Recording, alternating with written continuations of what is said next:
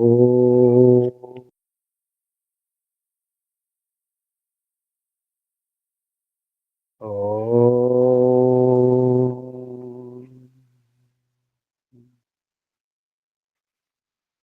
ఓం భూర్భువస్వః తత్సవితుర్వరేణ్యం భర్గో దేవస్య ధీమహి ధియో యో నః ప్రచోదయాత్. ఓం శాంతి శాంతి శాంతి. ఓం పరమపిత పరమాత్మ. ఓం ఓముకు వందనాలు. ఋషులకు, మహర్షులకు, మునులకు, యోగులకు, గురువులకు, ఆచార్యులకు, అధ్యాపకులకు, పెద్దలకు, మాతాపితలకు, శ్రేయోభిలాషులకు అందరికీ వందనాలు. సర్వేభ్యో నమో నమః. ఓం. అథ మహాభారత ఉద్యోగ పర్వ అంతర్గత విదురనీతి పదార్థ విస్తృత వ్యాఖ్య సహిత. వ్యాఖ్యాత పండిత యుధిష్ఠిర మీమాంసక. విదురనీతిలో 4వ అధ్యాయంలో కొన్ని శ్లోకాలు చెప్పుకున్నాం. శ్రేష్ఠ వంశం ఏమిటి, మంచి కుటుంబం, మంచి పరివారం ఎలా ఉంటుంది, పేదవారే కావచ్చు కానీ మంచి వంశం, మంచి కుటుంబం అనే పేరు ఉంటుంది. మంచి కుటుంబం, మంచి వంశం అనే పేరు డబ్బుతో, అధికారంతో, బలగంతో కాదు, ధనంతో కాదు, వ్యవహారంతో, ఆచరణతో అని చెప్పడం జరిగింది. గోభి పశుభి అశ్వై, గోవులు, పశువులు, అశ్వాలు, తర్వాత వ్యవసాయం, ధనము అన్నీ ఉన్నప్పుడు కూడా ఆ వంశం గొప్ప వంశం కాదు, గొప్ప పేరు రాదు. ఎందుకంటే వ్యవహారం బాగలేదు, హీన వ్యవహారం ఉంది కాబట్టి. యాని హీనాని వృత్తత అంటే చెడు వృత్తి, చెడు ఆచరణ, చెడు వ్యవహారం వలన. తర్వాత శ్లోకం 32 శ్లోకం చూడండి. ఆ క్రమంలో కుటుంబం ఎలా ఉండాలి, మంచి వంశం ఎలా ఉంటుందో, మంచి వంశం యొక్క లక్షణాలు ఏమిటో చెప్పడం జరుగుతుంది. 32వ శ్లోకంలో మానః కులే వైరకృత్ కశ్చిద్ అస్తు రాజా అమాత్యో మా పరస్వ అపహారి మిత్రద్రోహి నా నైకృతి కో అనృతి వా పూర్వాషి వా పితృదేవ అతిథిభ్య. ఇది శ్లోకం.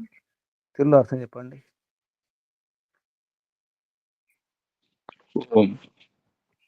చెప్పండి. మన వంశమునందు వైరములు పెట్టుకున్నవారు ఎవరు ఉండకూడదు.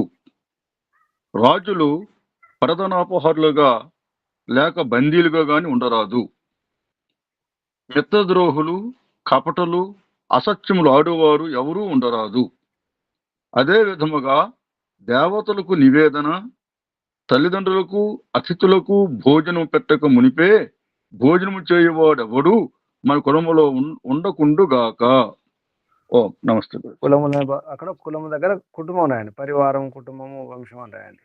వంశములో కులం అంటే వంశం, కుటుంబం, పరివారం. ఈనాటి కులము కాదు. కులం అంటే గురుకులం అంటే గురువు యొక్క కులము కాదు. కులం అంటే సమూహం, పరివారం, ఆచార్య కులము, గురుకులం, గోకులం.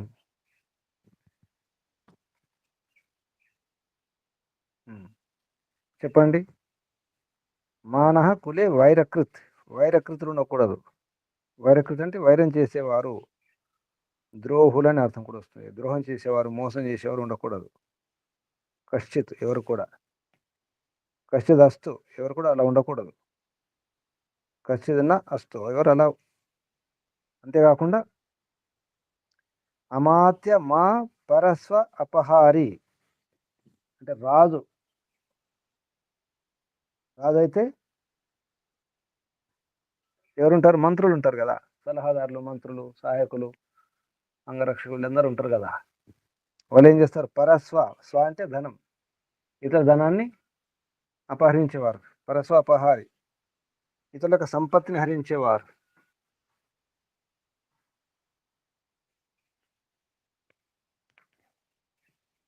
ఈనాడు మంత్రులు, నేతలు ఏం చేస్తున్నారు? అన్యుల సంపత్తిని హరించేవారు. మన ఇంట్లో ఇక్కడ అమాత్య అంటే మంత్రులు. మరి మన ఇంట్లో మంత్రులు ఎక్కడ ఉంటారు? మంత్రులు ఉండరు కదా. అంటే ఇక్కడ రాదు అనమాట. ఎవరిని ఉద్దేశించి చెప్తున్నారు? ధృతరాష్ట్రునికి మంత్రులు ఉన్నారు కదా. అమాత్య అంటే ధృతరాష్ట్రునికి అమాత్యులు ఎటువంటి వారు చెప్తున్నారు అనమాట. మీ మంత్రులు పర స్వ అపహారి. పర అంటే పరుల యొక్క, స్వ అంటే ధనం, పరుల యొక్క ధనాన్ని, సంపత్తిని హరించేవారు ఉన్నారు అని చెప్పకుండానే అనమాట. మీ వంశంలో ఇక్కడ మీ కుటుంబంలో, మీ పరివారంలో వైరకృత్, వైరం చేసేవారు, ద్రోహులు ఉన్నారు. మంచి కుటుంబం, మంచి వంశం అంటే ఎలా ఉంటుంది? ఇలా ఉంటుంది. ద్రోహులు ఉండరు, వైరం చేసేవారు ఉండరు, ఇతరుల యొక్క ధనాన్ని అపహరించేవారు ఉండరు. అటువంటి కుటుంబం, అటువంటి వంశం మంచి వంశం. మిత్రద్రోహులు ఉండరు. మిత్రద్రోహులు ఎవరు? మిత్రద్రోహి ఎవరు? కౌరవులలో, పాండవులలో ఎవరైనా ఉన్నారా మిత్రద్రోహి? ద్రోహం చేసేవారు కదా. నా నైకృతిక అంటే కపటం చేసేవారు, వంకటింకర చేసేవారు. నైకృతిక. అలాగే అనృతి, అబద్ధం చెప్పేవారు. అంతేకాకుండా పూర్వాషి అంటే ముందుగా తినేవారు. ఎవరికంటే ముందు? పితృ దేవత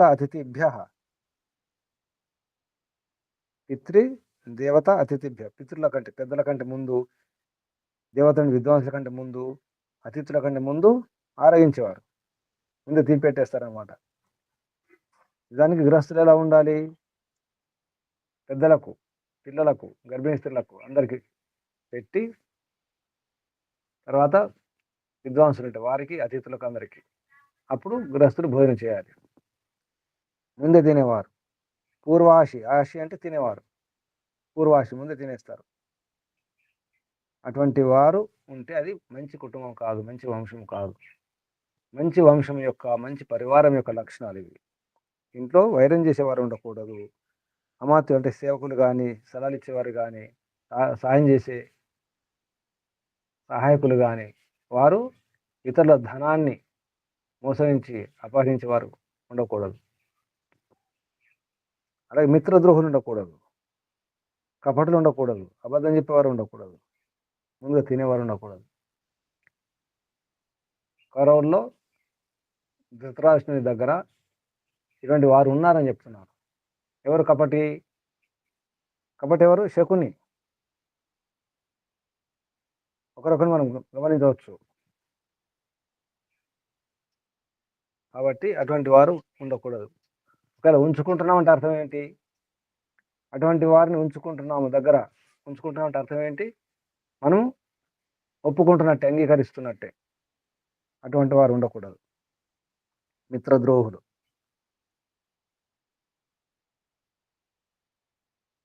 కపటులు, అనృతి, పూర్వాషి, వైరకృత్, అమాత్య, పరస్వపహారి. అటువంటి వంశం మంచి వంశం కాదు. మంచి వంశం యొక్క లక్షణాలు ఇవి. తర్వాత 33 మంత్రం శ్లోకం చూడండి. యశ్చ నో బ్రాహ్మణాన్ అన్యాద్ యహ చ. నో అంటే నహ అనుకోవాలి, సంధ్యది. నహ బ్రాహ్మణాన్ ద్విషేత్. న నహ. ఇక్కడ ఈ శబ్దాలు గమనించండి. న నహ స. సాకు విసర్గ వస్తుంది కానీ ఒకటి నా, మరొకటి నహ, మరొకటి స అంటే సహ. అది ననహ సహ. నా అంటే కాదు అని అర్థం, నహ అంటే మా యొక్క అని అర్థం వస్తుంది. స అంటే అతడు. నన సహ సమితిం గచ్చేత్ యహ చ నో. ఇది నహ, నో అంటే. లేదా నో అనేది మనం ఇంగ్లీష్లో నో అంటాం, ఎన్ఓ నో, నిషేధం. కాదు లేదని చెప్పడానికి నో. అది ఇంగ్లీష్లో ఏదైతే ఎన్ఓ నో ఉందో అది సంస్కృతంలో కూడా నోనే. ఇక్కడ శబ్దం అదే, నో నిర్వపేత్ కృషిం. నో, ఇది నహ కాదు, ఇది గమనించాలి. సామాన్యంగా విసర్గ వస్తుంది, నో అవుతుంది. పైన శబ్దం ఒకటి ఉంది చూడండి, యశ్చనో బ్రాహ్మణాన్ని ద్వేష్యేత్. ఆ నో ఈ నో ఒకటి కాదు, పైన ముందు పంక్తిలో యశ్చనో బ్రాహ్మణాన్ని హన్యాది యశ్చనో ఇది బ్రాహ్మణాన్ని ద్వేషేత్. ఆ నో నో రెండు నోలు ఉన్నాయి పైన. ఈ గచ్చేది యశ్చనో నిర్వపేత్ కృష్ణ దగ్గర ఏదైతే నో ఉందో అది నిషేధార్థంలో ఉంది. ఇది గమనించాలి. అర్థం చెప్పండి తెలుగులో. మన వంశములోని వాడు ఎవడైనా బ్రహ్మజ్ఞానిని హత్య చేసినను, బ్రహ్మజ్ఞాన ప్రచారకులను ద్వేషించినను, వ్యవసాయం చేయకున్నను వానిని మన సభలలోనికి అనుమతించరాదు. ఆనాటి లోకసభకు ఎన్నిక కావాలనుకున్నవాడు కృషివలుడిగా ఉండుట తప్పనిసరని తెలియచున్నది. ఓ అది సభ సమితిం నా నహ సహ. నహ అంటే మా యొక్క, మన యొక్క సమితి సభలో అంటే సభకు. నా నిషేధం, స అతడు రాకూడదు, పొందకూడదు, అంటే మన సమితిలో ఉండకూడదు, మన సభలో ఉండకూడదు, మన సభకు వాడు ఎన్నుకోబడకూడదు అనమాట. లోకసభ కావచ్చు, విధానసభ, ఏ సభ అయినా కావచ్చు, దేనికైనా కావచ్చు. మరి ఎలా ఉండాలి? బ్రాహ్మణ అంటే విద్వాంసులు, గొప్పవారిని అన్యాద్ చంపకూడదు, బాధ పెట్టకూడదు, హింస చేయకూడదు. మన యొక్క నహ అంటే యశ్చ, నో అంటే నహ, ఎవడైతే. నహ మన యొక్క బ్రాహ్మణులను, విద్వాంసులను, గురువులను, ఆచార్యులను. ఇక్కడ బ్రాహ్మణులు అంటే వేద విద్వాంసులు, ఈశ్వరోపాసకులైనటువంటి. ఇక్కడ బ్రహ్మ అంటేనే వేదం, వేదానికి సంబంధించిన వారు బ్రాహ్మణుడు. అందుమంటే బ్రహ్మ అంటే ఈశ్వరుడు, ఈశ్వరునికి సంబంధించిన వారు అంటే ఈశ్వరుని యొక్క స్థితిలో ఉన్నవారు, బ్రాహ్మీ స్థితిలో ఉన్నవారు బ్రాహ్మణులు. అటువంటి బ్రాహ్మణులను ఎవడైతే మా యొక్క బ్రాహ్మణులను ఎవడైతే హన్యాద్ హింసిస్తాడో, బాధ పెడతాడో, చంపుతాడో, అలాగే యహ ఎవడైతే మా యొక్క బ్రాహ్మణాన్ని ద్వేషిస్తాడో, అనాదరం చేస్తాడో, అగౌరవపరుస్తాడో, అవమానిస్తాడో, అటువంటి వాడు నా కూడదు. నహ మన యొక్క సమితికి స అతడు ఎవడైతే బ్రాహ్మణులను హింసిస్తాడో, బాధ పెడతాడో, చంపుతాడో, కొడతాడో, ద్వేషిస్తాడో, అవమానిస్తాడో, సహ అతన్ని నహ మన యొక్క సమితిం నా గచ్చేత్ రాకుండా చూడాలి. ఇక్కడ గచ్చేది అంటే పోవడం కాదు, ప్రాప్తి. మన సభకు వాడు రాకూడదు, మన సభలో ఉండకూడదు. యహ చ ఎవడైతే నో నిర్వపేత్ కృషి చేయడో, కృషి చేయడో. కృషి అంటే వ్యవసాయం చేయడో, మరొక అర్థం నిజాయితీగా కష్టపడడో, నిజాయితీగా పరిశ్రమించడో, అటువంటి వాడిని మన సభకు రాకుండా చూసుకోవాలి. అది జరుగుతుందా ఈ రోజుల్లో? గమనించండి. ఇంతకుముందు చెప్పిన శ్లోకంలో కూడా అదే ఉంది, అటువంటివి జరుగుతున్నాయి. కూడా అమ్మా ఏమంటున్నారు? అందరూ సోమరిపోతూనే ఉన్నారండి. మంచి కుటుంబం, మంచి కుటుంబం కాదు, మంచి రాజ్యం, మంచి దేశం, మంచి ప్రభుత్వం అనుకోవాలి. మంచి సమితి, మంచి సభ, మంచి సమాజం, ఆర్య సమాజం అనుకోండి.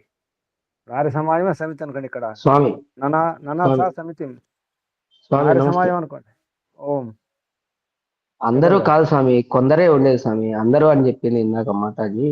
అందరు కాదు అంటే సోమరులు అని. అందరూ కాదు, కొందరే.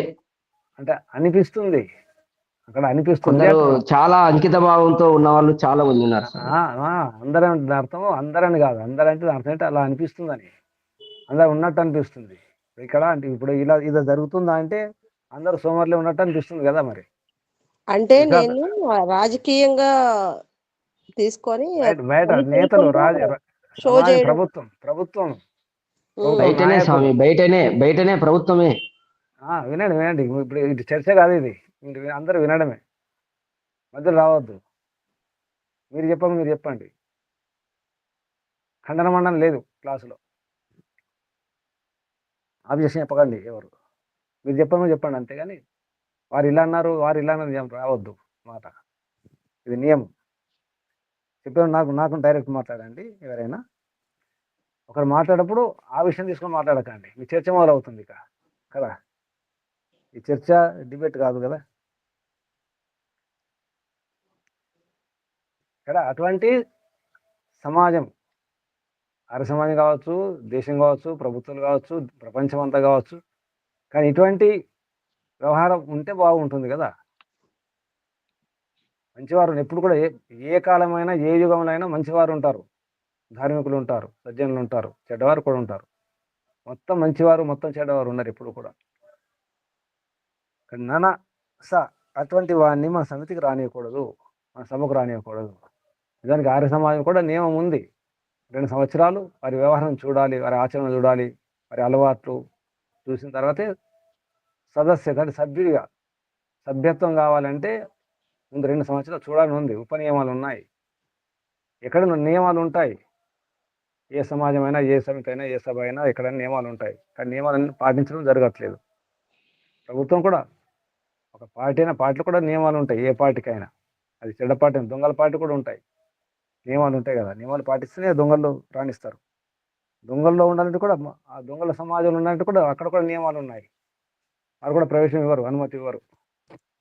ఎక్కడైనా నియమాలు పాటించడం ముఖ్యం ఉంటుంది. కానీ ఈ నియమాలు, ఇటువంటి నియమాలు ఉన్నటువంటి కుటుంబం ఉంటే, అటువంటి వంశం ఉంటే, అటువంటి ప్రభుత్వం ఉంటే, అటువంటి సమాజం ఉంటే, అటువంటి దేశం ఉంటే ఆశ, కోరిక ఉండాలని కోరుకుందాం. కానీ ప్రయత్నం చేస్తే, ఎవరు ప్రయత్నం చేయాలి? అక్కడికి రండి, ఎవరు ప్రయత్నం చేయాలి? మనమే. నేనే. మనం కూడా కాదమ్మా, నేనే. ఎవరు ప్రయత్నం చేయాలి? అవును, నేనే. నేనే. ఇప్పుడు వారు అలా ఉన్నారు, వీరు ఇలా ఉన్నారు కాదు, నేనే ఎలా ఉన్నాను, నేనే. ఎక్కడి నుంచి స్టార్ట్ కావాలి? ఎక్కడి నుంచి ప్రారంభించాలి? ఎవరి నుండి? నా నుండి. ఎవరి కుటుంబం బాగుండాలి? ఎవరి వంశం బాగుండాలి? నా కుటుంబం, నా వంశం. నా వంశం బాగుండాలి, నా పరివారం బాగుండాలి. ఇక్కడ రండి. నా కుటుంబం, నా పరివారం బాగుండాలి, నా వంశం బాగుండాలి. ఏం పాటించాలి ఇప్పుడు? మా కుటుంబంలో ఏముండాలి? వైరకులు ఉండకూడదు, వైరం చేసేవారు ఉండకూడదు, మిత్రులు ఉండకూడదు, సాయం చేసేవారు, మన సేవకులు కానీ, మన సహాయకులు కానీ, అటువంటి వారు కూడా పరస్వ అపహారి, ఇతరుల యొక్క ధనాన్ని, సంపత్తును హరించేవారు ఉండకూడదు, మోసం చేసి సంపాదించేవారు ఉండకూడదు, మిత్రద్రోహులు ఉండకూడదు, తర్వాత కపటులు ఉండకూడదు, అబద్ధం చేసేవారు. ముందే ఇక్కడ ఇది గమనించండి, ముందే తినేవారు. మీ ఇంటికి ఎవరైనా అతిథులు వస్తే ఇప్పుడు మీరు ముందు తిన్నారా? తింటే తప్పు. మీ ఇంటికి ఎవరైనా ముందు వస్తే, అంటే ఎవరైనా అతిథులు వస్తే, లేదా దేవత విద్వాంసులు వచ్చినప్పుడు, లేదా పెద్దలు ఇంట్లో అమ్మ నాన్నలు కానీ, తాతలు, అటువంటి అమ్మమ్మ నాన్నమ్మలు ఉంటే, పెద్దవారు ఏమైనా ఉంటే, లేదా గర్భిణీ స్త్రీలు ఉంటే, చిన్నపిల్లలు ఉంటే, చిన్నపిల్లలు పెట్టకుండా మీరు ముందు తిన్నారా? తల్లులు చిన్నపిల్లలు పెట్టకుండా తల్లులు తింటారు అసలు? తల్లు తినరు, తండ్రులు తింటారు. వాళ్ళు కూడా అడుగుతారు పిల్లలు తిన్నారా అంట. కానీ ఎందుకంటే కారణం ఉంది. తండ్రులు బయటకు వెళ్ళిపోవాలి కదా, పని చేసుకోవాలి, ఎక్కడ చూసుకోవాలి, సంపాదించాలి. తండ్రులకు, పురుషులకు ఒక పేరున తెలుసా? చెప్పాను మీకు ఎక్కడికైనా? వివస్వాన్ మొన్న వచ్చింది కదా మంత్రం, వివస్వాన్. వివిధ స్థానంలో వసించేవాడు, వివస్వాన్. వసించి తిరిగి సంపాదించుకొని వస్తాడు కదా, బయట వ్యవహారం చేయాలి కదా. వివస్వాన్ సూర్యుని పేరు అసలు నిజానికి. వివస్వం సూర్యుడు. మనం సంకల్ప పాఠంలో ఏం చెప్తాం? వైవస్వత మన్వంతరే చెప్తాం. వైవస్వత మన్వంతరే. సంకల్పపాఠం గుర్తుకొస్తుందా? ఉమ్, వైవస్వత అంటే ఏంటి? వివస్వానం, సూర్యుని సంబంధం. మనకి సౌరమానం కదా, మన సంకల్పపాఠంలో సౌరమానం చెప్తాం ముఖ్యంగా. వివస్వాన్ పురుషుడు వివస్వంతులు కాబట్టి అక్కడక్కడ తిరుగుతూ వివిధ స్థానాలు ఉంటారు కాబట్టి వారికి బయటకు వెళ్ళాలి కాబట్టి తొందరగా వెళ్ళిపోవాలి, తిని వెళ్ళిపోవాలి. కానీ తల్లులు మాత్రం అలా చేయరు, పిల్లలు పెడతారు, అందరు పెట్టి తింటారు. కానీ పూర్వాశి కాకూడదు, అలా తింటే తప్పు అవుతుంది. అది మంచి కుటుంబం కాదు, మంచి వంశం కాదు. ఇవి నియమాలు. తల్లిదండ్రులకు పెద్దలకు పెట్టేసి, దేవతలకు విద్వాంసులకు పెట్టేసి, అతిథులకు పెట్టి, అదే కాకుండా ఇంకా ఇంట్లో కుక్కలు, పిల్లులు, మనం పెంచుకున్న సాధు జంతువులు ఉంటాయి కదా, పశువులు, వాటి కూడా ముందు పెట్టాలి. ఇది కూడా గమనించండి. తర్వాత 33వ శ్లోకంలో ఏమంటున్నారు? చెప్పండి. పెద్ద గొప్పవారిని అంటే ఇక్కడ బ్రాహ్మణ అంటే ఈనాటి బ్రాహ్మణులు కాదు, భగవంతుని స్థితిలో ఉండేవారు, వేదాధ్యయనం చేసిన వారు, వేదాధ్యయనం చేసి అటు వేద విద్వాంసులై ఉండి కూడా మళ్ళీ ఈశ్వరోపాసకులై ఉండాలి, సాధకులై ఉండాలి. అటువంటి వారే బ్రాహ్మణులు. అటువంటి వారిని హింసించకూడదు, బాధ పెట్టకూడదు, పీడించకూడదు, చంపకూడదు, కొట్టకూడదు. అలాగే నో బ్రాహ్మణాన్ ద్వేషేది, ద్వేషించకూడదు. అటువంటివన్నీ ఏం చేయాలి? సమితిం నా గచ్చేత, రాకూడదు, అటువంటి సమితి పొందకూడదు. యహచ్చ నో, ఇక్కడ కృషి మీద అన్నాడు. ఆ కృషి 2 రకాలు తీసుకోవచ్చు. వ్యవసాయం తీసుకోవచ్చు, లేదా కృషి అంటే శ్రమ, కష్టపడడం. అటువంటి ఏ కష్టపడకుండా సోమరులను, అంటే మన సోమరులు మన ఇంట్లో ఉండకూడదు. అప్పుడు ఏం చేయాలి మరి? సోమరులు ఉంటే పని చెప్పాలి. దేశంలో సోమరులు ఉంటే ఏం చేయాలి? ప్రభుత్వం పని చూపించాలి కదా, చూపించాలి. చైనా అలాంటి దేశాల్లో చూపిస్తారు, పని చూపిస్తారు. ఎవరు కూడా వ్యర్థంగా గాలి కబుర్లు చెప్పుకుంటూ పిచ్చపాటి. ఇప్పుడు గవర్నమెంట్లు అటువంటి అందరూ సోమరులు తయారు చేస్తుంటే వాళ్ళు ఇంకేం పని చూపిస్తారు? మీరు ఉచిత మీరమ్మాయి మీరు ఓటేస్తే చాలు అని మేము ఆ, చూసుకుంటాం, అన్ని పెన్షన్లు మావే, మీరు కూర్చోండి, మీరు ఓటేయండి అంతే. మాకు మీరేం చేయకండి, మీరేం అడగొద్దు, ఏం చేయకండి, మీరు కూర్చోండి అంతే. అన్ని స్కీములు ఉన్నాయి, అన్ని పెన్షన్స్ ఉన్నాయి, ఇచ్చేస్తాం. బియ్యం, పప్పులు, ఉప్పులు అని ఇస్తాం. మీరేం పని చేయకండి, మేము చూసుకుంటాం కదా, అవును, మేము ఉన్నాం. అప్పులు చేస్తాం, పంచుతాం. మీరేమని అప్పు చేయండి, అప్పులు కూడా మేము మాఫీ చేసేస్తాం, రుణమాఫీ. వాళ్ళు అప్పు కూడా అప్పులు తీసుకోండి. ఎంత మంచి ప్రభుత్వాలు చూడండి. ఇది ఉండకూడదు, ఇది మంచి పద్ధతి కాదు. చేస్తారు. సోమరులు తయారేమో అంటే ఇప్పుడు ఎంత భయంకరం అంటే అకర్మణులు అయిపోతారు. అకర్మణులు అంటే పని చేయకుండా అయిపోతారు, చేయాలనిపించదు. ఇక చదవాల్సిన అవసరం లేదు, కష్టపడాల్సిన అంటే ఏది నేర్చుకోవాల్సిన అవసరం లేదు. సమయం వచ్చిందనుకోండి, ఒక మంచి లీడర్ వస్తే, మంచి ప్రభుత్వం వస్తే, ఈ స్కీములన్నీ, ఈ పెన్షన్లన్నీ రద్దు చేసేస్తే అప్పుడు వాళ్ళ ఓటేయరుగా. అది రానివారు. ప్రజలు గొప్పవారు ఇక్కడ. అది ప్రజలు ఎందుకున్నారు అంటే, అడుక్కునే దశలోనే ఉన్నారు. ప్రజలు అలా ఎందుకున్నారు అంటే కారణం ఏంటి? ప్రజలు జ్ఞానం అలా ఎందుకున్నారు? జ్ఞానం తగ్గిపోయింది. ఎందుకు తగ్గిపోయింది అంటే, ఎందుకు తగ్గిపోయింది అంటే మొదటి నుంచి ఈ వేద జ్ఞానం పూర్తిగా తొలగిపోయి అందలేదు, వారికి అందించేవారు లేరు. అందించేవారు లేరు. లేదు. ఎందుకు లేరు అంటే, తగ్గిపోయారేమో అని అనిపిస్తుంది. వేద జ్ఞానాన్ని అందించేవారు, ఉపదేశకులు, ప్రచారకులు, విద్వాంసులు, ఆచార్యులు, గురువులు లేరు. ఎందుకు లేరంటే, ఎందుకు లేరు అంటే మీరే చెప్పాలి ఇంకది. ఈ ప్రశ్నల పరంపర ఇది ఒక గొలుసు, తెగదు. ఇది ఈ గొలుసు తెగదు. ఎందుకు లేదంటే పరంపరలు పోయినాయి మధ్య కాలంలో. ఎందుకు పోయినాయంటే, మహర్షి దయానంద సరస్వతి గారు 11వ సముదాసానికి అనుభూమిక రాసినారు. అక్కడ చదవండి, అనుభూమికలో. ఈ ఆర్యవర్త దేశంలో ఒకప్పుడు ఏముండేది, ఎన్ని మతాలు ఉండేవి, ఏం జరిగింది, మహాభారత యుద్ధం కారణము. మహాభారత యుద్ధం కారణం ఎక్కడ మొదలైంది? అసలు చెడిపోవడం అనేది, వైదిక పరంపరలు పోవడం అనేది ఎక్కడి నుంచి మొదలైంది? ఎక్కడ ఇదిగో ఇప్పుడు చెబుతున్నారుగా విదురు నీతి అక్కడి నుంచే. అంటే ధృతరాష్ట్రుడా? భారతం ధృతరాష్ట్రుడు కాదు, ధృతరాష్ట్రుడు కాదు, అదే కదా. ధృతరాష్ట్రం నుంచి కాదు, భీష్ము నుంచి. భీష్ముడి నుంచి కూడా కాదు. దానికి ఆ వంశం శంతనుడు నుంచి మొదలైంది. శంతనుడు నుంచి. అసలు శంతనుడు ఆ సత్యవతిని ఎందుకు చేసుకోవాలి? అవసరం లేదు కదా. సరే భీష్ముడు అని మంచి వీరుడు శూరుడు భీష్ముడు కొడుకున్నాడు, సరిపోతుంది కదా. ఆ భీష్మునికి ఆ రాజ్యం అప్పగించేస్తే అయిపోయేది కదా. అవును. సత్యవతిని చేసుకోవడం ఏంటి? ఆ పిల్లలు పుట్టడం ఏంటి? అది చావడం ఏంటి? ఈ అంబాలిక వీళ్ళందరూ రావడం ఏంటి? ఈ గొడవలు ఏమిటి? అసలు భీష్ముడు అసలు బ్రహ్మచర్యం పాటిస్తానని చెప్పేసి ఆ భీష్మ ప్రతిజ్ఞ చేయడం ఎందుకు? ఏమిటి కారణం? ఏమైంది? ఇంద్రియాలలో కొట్టుకుపోయాడు ఇంద్రియాలలో. శంతనుడు. కామ ఆవేశానికి లోనైపోయాడు. ఉమ్. సత్యవతి కావాలి అంతే. మరి కొడుకున్నాడు. అప్పుడు కొడుకు ఏం చేశాడు? భీష్ముడు ఏం చేశాడు? శపథం. కొడుకు తండ్రికి పెళ్లి చేశాడు కదా.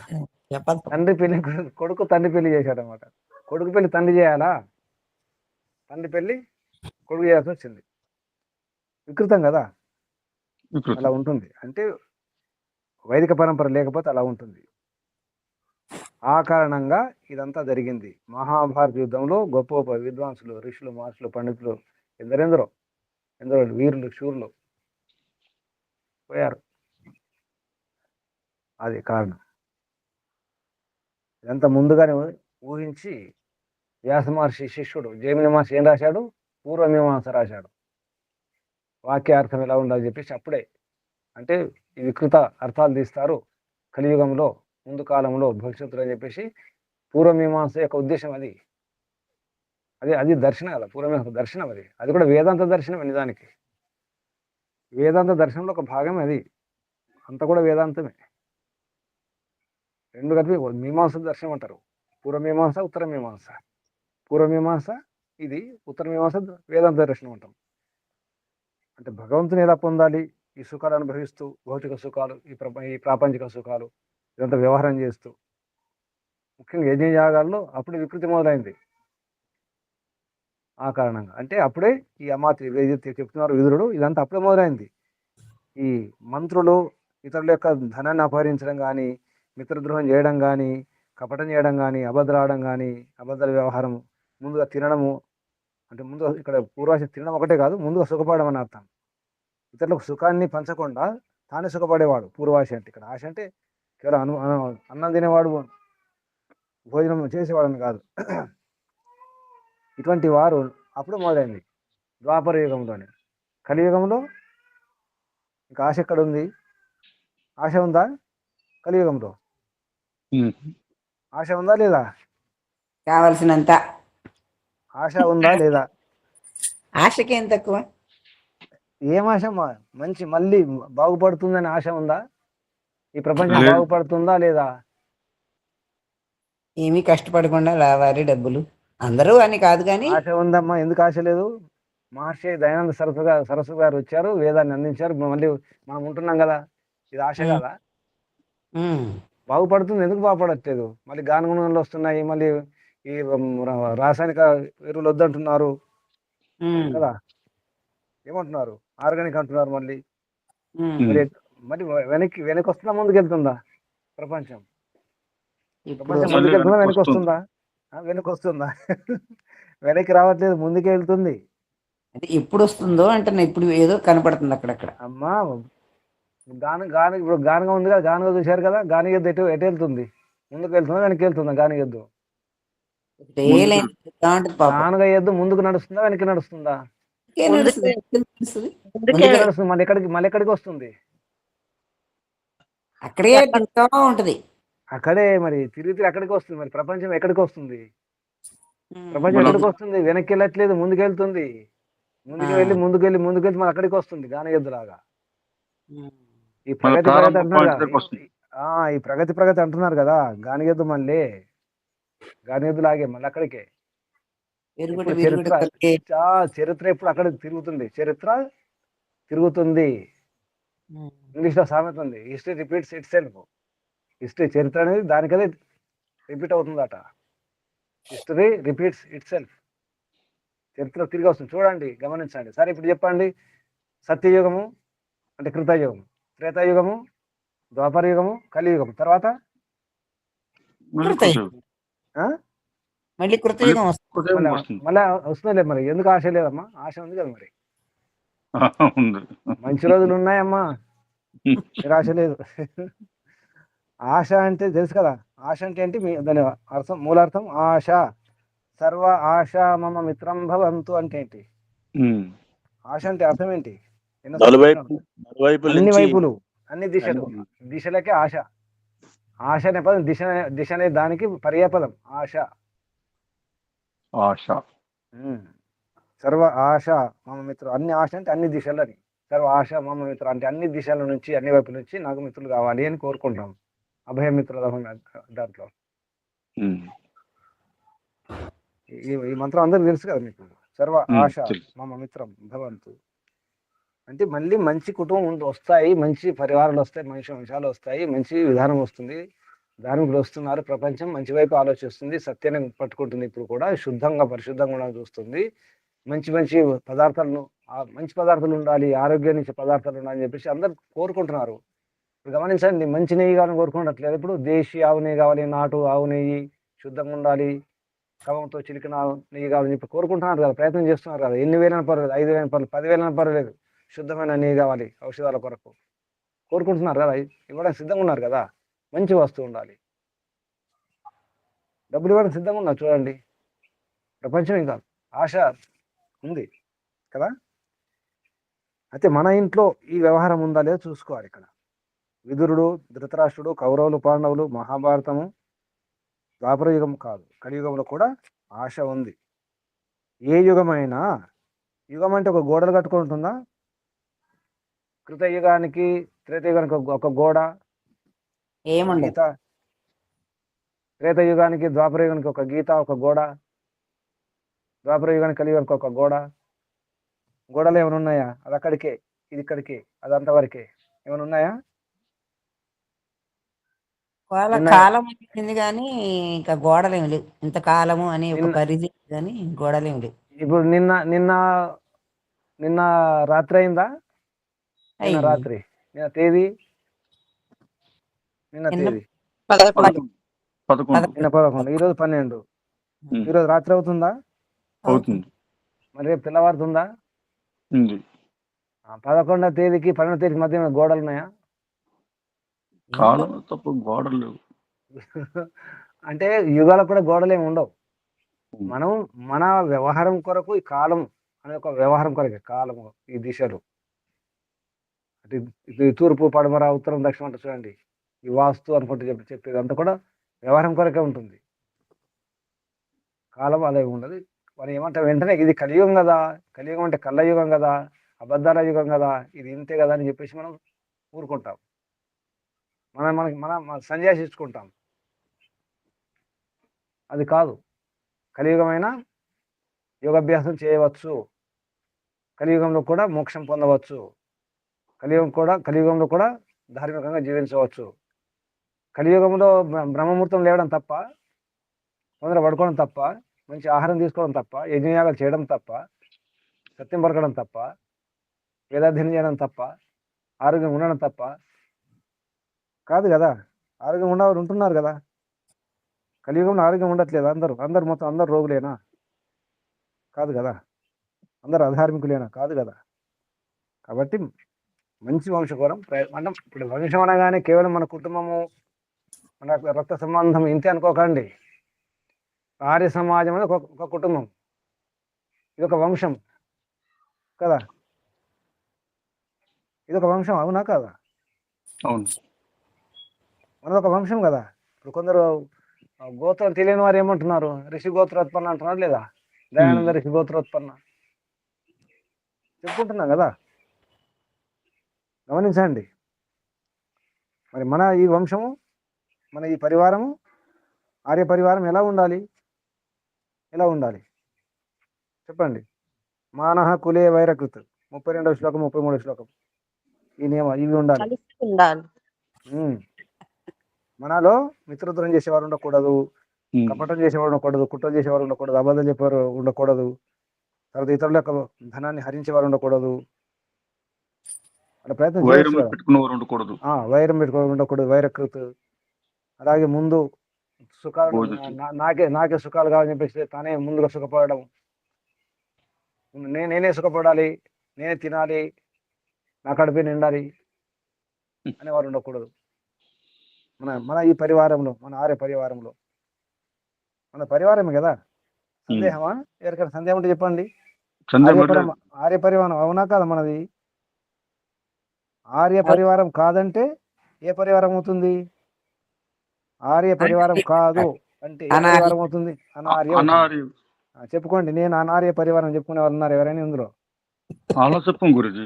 ఆర్య పాపం ఏమనలేని పరిస్థితి ఇప్పుడు. అనార్య అనలేం కదా. మన అనార్యులం కాదు కదా. కాదు. మరి మనం ఆర్యులం కదా. ఎలా ఉండాలి? ఇలా ఉండాలి కదా. 34వ శ్లోకం చూడండి. తృణాని భూమి ఉదకం వాక్ చతుర్థి చ సునృత సతామేతాని గేహేషు నోచ్ఛిద్యంతే కదాచన. తెలుగులో అర్థం చెప్పండి. సత్పురుషుల గృహములందు చాప, నేల, నీరు, మధురమైన వాక్కు, ఈ 4ంటికి లోపం ఉండదు. 1 తృణాని గడ్డితో అల్లిన చాప, 2 భూమి నేల అతిథులకు కూర్చుండుటకు మట్టితోనైనా తయారు చేయబడిన అరుగులు మొదలగున్నవి. 3 ఉదకం కాళ్ళు కడుక్కునుటకు త్రాగుటకు నీళ్లు. 4 సజ్జనులు ఎంత భేదవారైనప్పటికీ తమ ఇంటికి వచ్చిన అతిథులకు ఆర్ఘ్యపాద్యములిచ్చి మధురముగా మాట్లాడి ఆసనములను చూపించి గౌరవించెదరు. ఇది మన ప్రాచీనమైన అతిథి సేవ, నేటికి కూడా ఎంతో అనుకరణీయముగా ఉన్నది. ఓం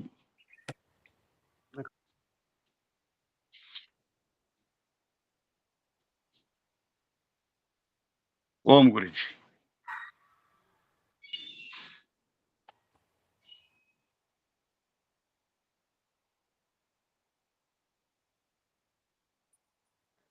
గురూజీ మ్యూట్ లో ఉన్నారు. అన్నం, తృణాదులు అంటే అన్నం అని రాసుకోండి. తృణాదులు అంటే అన్ని గడ్డి కదా. వరి కూడా గడ్డి, గోధుమ గడ్డి, జొన్న గడ్డి, అన్ని గడ్డి, మొక్కజొన్న గడ్డి, అన్ని గడ్డి లేదు దానికి. అంటే అన్నాదులు రాసుకుంటే అన్నీ వస్తాయి. తృణధాన్యాలు అంటారు కదా. అంటే తృణధాన్యాలు అంటే అన్ని వస్తాయి. అంటే చేప కూడా అంటే రాగానే మనం రండి కూర్చొని అంటే ఆసనం ఇస్తాం, నీళ్ళు ఇస్తాం, పని ఇస్తాం. విద్వాంసులు వచ్చినప్పుడు, అతిథులు వచ్చినప్పుడు ప్రియంగా మాట్లాడతాం. ఇంట్లో ఎన్ని సమస్యలు ఉన్నా, ఎంత ఇబ్బంది ఉన్నా, కష్టాలున్నా, అశాంతి ఉన్నా, విషాదం ఉన్నా ప్రేమతో మాట్లాడతాం, పలకరిస్తాం. తర్వాత శూన్యత అంటే అబద్ధాలు చెప్పకుండా ఉంటాం, అంటే సత్యం చెప్తాం. సత్యం చెప్పాలి.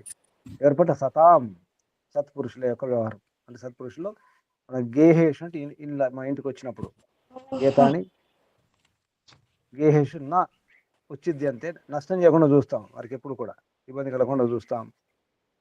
తప్పకుండా ఏదో ఒకటి, ఏది లేకపోయినా అంటే పేదవారే ఉండొచ్చు. సత్పురుషులు సదాచారం ఉన్నటువంటి వారి ఇళ్లలో ఒకసారి ఇవన్నీ లేకపోవచ్చు, కానీ ఏది లేకున్నా ధార్మికత ఉంటుంది, సత్యం ఉంటుంది, ప్రియవచనాలు ఉంటాయి. ఇవి 4 ఉంటాయి అంటున్నారు. ఒకటి అన్నాదులు ఉంటాయి, స్థానం ఉంటుంది, నీరు ఉంటుంది, వాణి, శూన్యత వాణి. ఇవి సతాం. సతం అంటే ఇక్కడ అభ్యాగతులు వచ్చినప్పుడు, అభ్యాగతులు అంటే అతిథులు వచ్చినప్పుడు,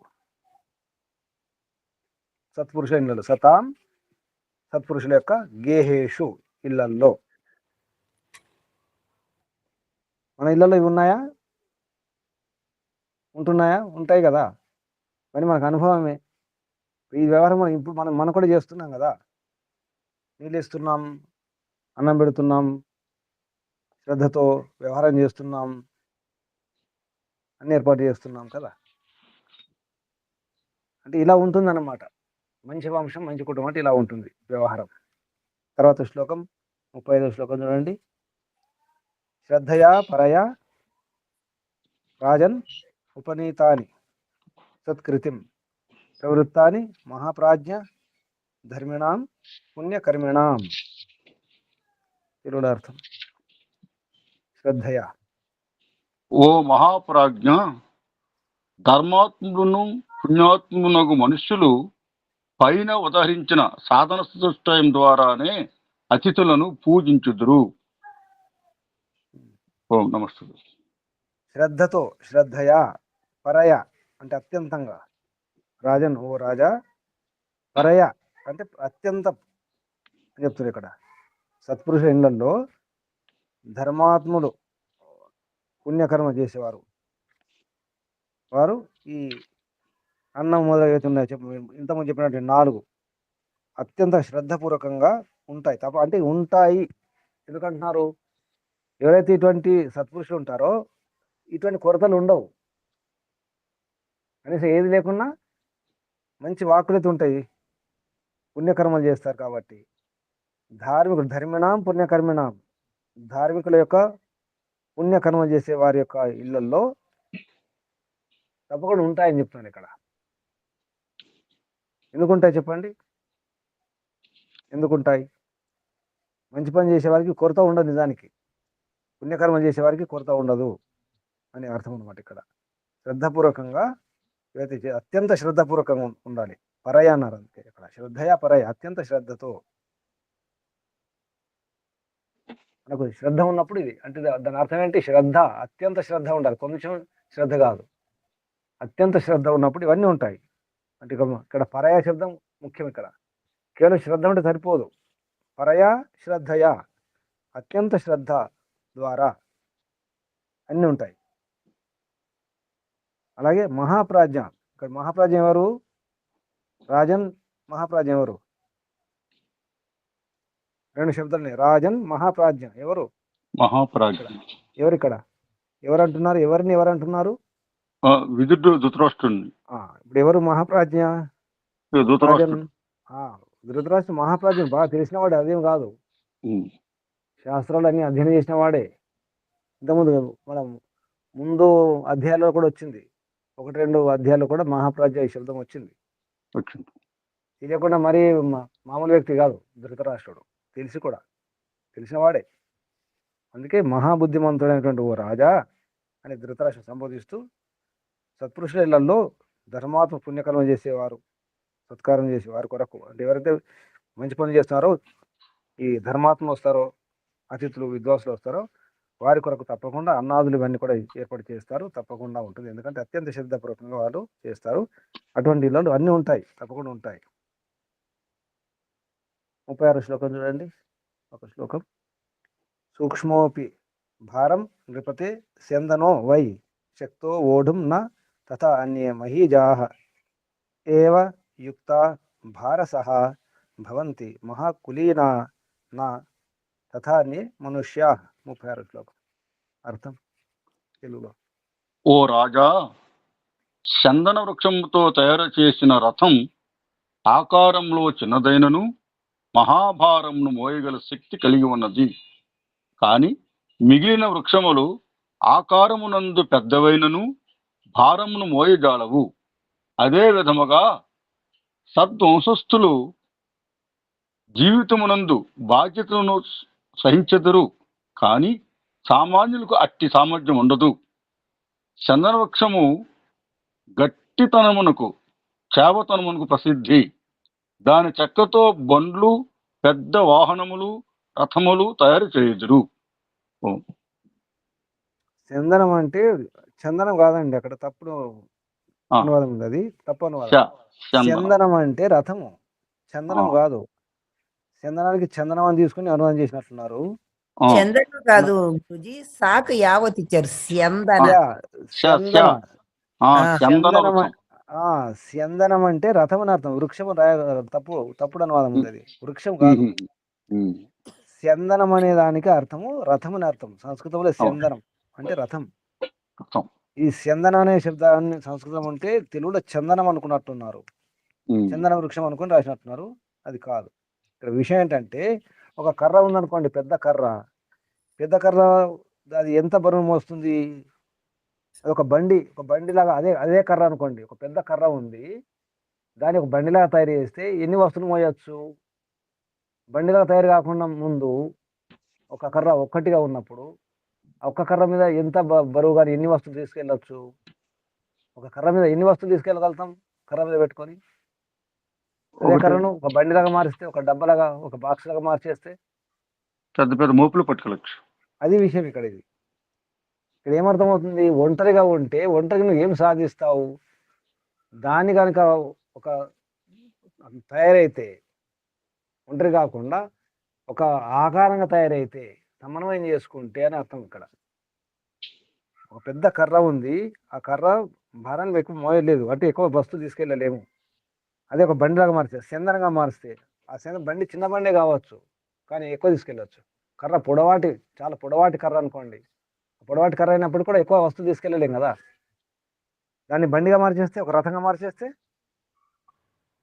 ఎక్కువ తీసుకెళ్ళచ్చు. ఆ సామర్థ్యం పెరుగుతుంది అనమాట. అది అర్థం ఇక్కడ.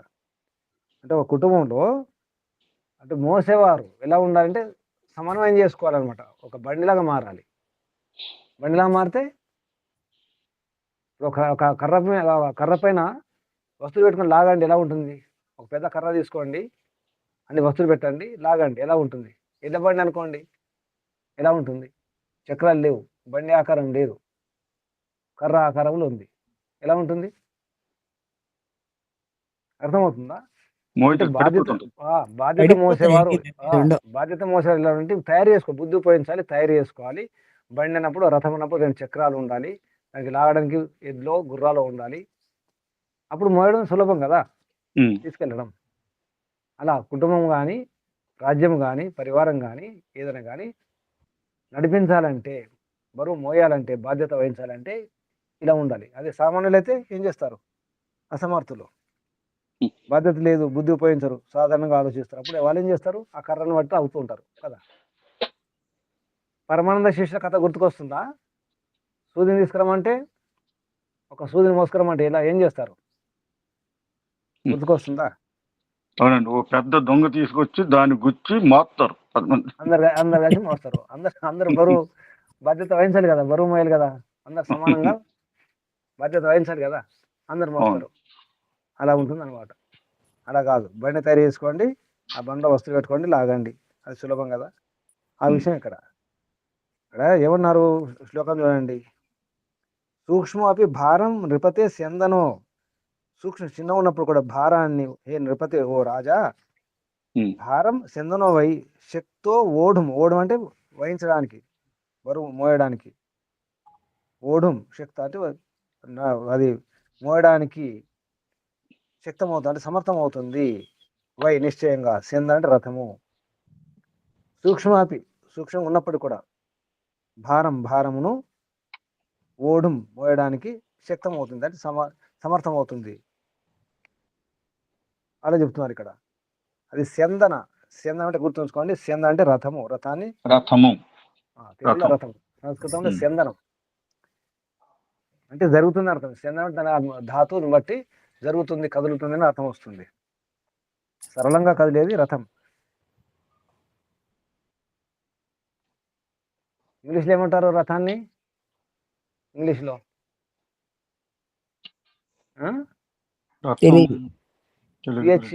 CHARIOT, చిరోటియా, CHRA8 అనుకుంటా, చారియట్ అనుకుంటా, కారియట్ అనండి. CH కానండి, అదే కారు. CH కాకుండా కా అంటే కారియట్, అంటే కారునే చారియట్ అంటారు. ఇప్పుడు మనం కారు అంటున్నాం కదా. చెవర్లెట్ ఉండేది, చెవర్లెట్ కార్ అని ఉండేది. కారు, ఆ కారు శబ్దము ఈ చారియట్ ఒకటే అర్థం. రథం అంటే కారు అంటారు, కారే రథం. ఆ కారు శబ్దం సంస్కృతంలో కారు శబ్దం కూడా ఉంది వేరే అర్థంతో. మీకు ఉనాది కోశంలో మొట్టమొదటి సూత్రానికి వస్తుంది ఉదాహరణ. ఉనాది కోశంలో మొదటి సూత్రానికి ఉదాహరణ వస్తుంది, కారు అని. ఇది తర్వాత ఆపేద్దామా? చాలు, 36వ శ్లోకం వరకు. ఈ విధంగా మన పరివారం ఆర్య పరివారం. ఆర్య పరివారం అంటే చీపురుపల్లి ఆర్య పరివారం మాత్రమే అనుకోకండి. మీరు చెప్పుకుంటారు కృష్ణరావు గారు చీపురుపల్లి ఆర్య సమాజం, అప్పనాయుడు గారు చీపురుపల్లి ఆర్య సమాజం, అందరు చీపురుపల్లి ఆర్య సమాజం చెప్పుకుంటారు. అంటే ఆర్య సమాజం అంటే చీపురుపల్లి ఒకటి అనుకోకండి, ప్రపంచం అంతా ఆర్య సమాజమే. ఆర్య సమాజం. ఆర్యులందరూ ఆర్య సమాజమే కదా. గొప్ప విషయం. చీపురుపల్లి వారు మాత్రం ఆర్య సమాజం అని చెప్పుకుంటారు. చెప్పుకోవాలి అలా. ఈ ఆర్య సమాజం సంబంధం చెప్పుకోవడం మంచిదే. అంటే మా చెప్పడం ఊరి పేరు చెప్పుకోవడం మంచిదే. చెప్పుకుంటున్నాం గురుజీ మేము ఈ ఆర్య సమాజానికి సంబంధం అని చెప్పుకోవడం మంచిది కదా. అని చెప్పుకుంటున్నాం.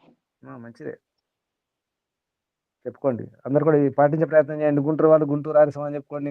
నిర్మలమ్మ గారు మీరు కూడా గుంటూరు ఆర్య సమాజం చెప్పండి.